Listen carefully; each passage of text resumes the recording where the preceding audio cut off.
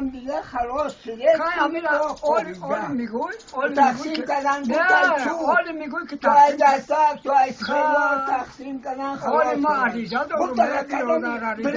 کدام نگه چه خوشم میگیرم نازمینم بپری نای مرمور تا سنگم بپری نای مرمور تا کلی دووز خوب یک کلی کتیزد یک کلی بزرگا زن تا کلا جمعی کنو کوچی بگویا نمیبانیم مرکی دم توی بکردن نمیبانیم زنی همو میخریده که تا بگویم زنی همو مولوی غلام تا بگویم ختم قوالای نوشته کرده چبا میگم بیاوریم پیشی همین بچه همین مولوی مدرسه بس نیست که بنا باتی که تو با سنگاریان میبری با چاکول میبری با چیز میبری همین بیاوریم پیش مولوی مدرسه گفت حق نداری برم خورم نبستیم چون تایی نمیگوی؟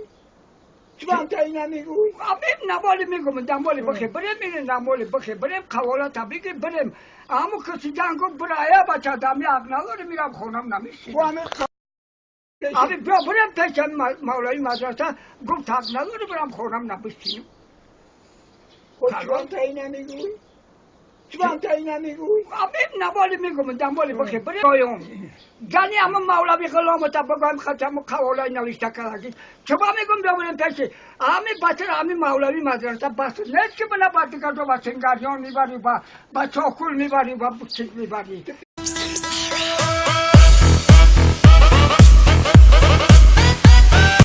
گفت یک قلم دیگه خلاص شده آل میگوی تقسیم کردن آل میگوی که تو از دست خوب یک کلی کتیزد یک کلی بزرگا زن تا کلا جمعی کنو کوچی بگویا